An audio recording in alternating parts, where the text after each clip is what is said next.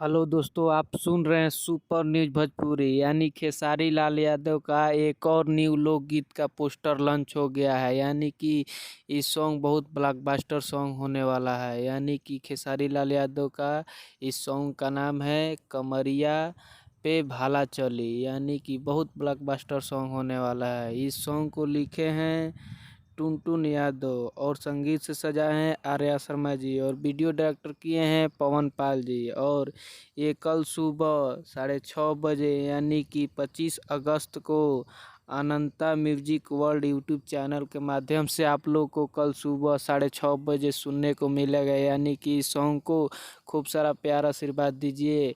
कमरिया पे भाला चली यानी कि बहुत ब्लॉकबस्टर सॉन्ग होने वाला है। खेसारी लाल यादव का जितने फैन हैं इस वीडियो को बहुत सारा शेयर कीजिए और कमेंट कीजिए कैसा वीडियो लगा। और न्यू है तो चैनल को सब्सक्राइब कीजिए और बेल आइकन घंटी प्रेस करके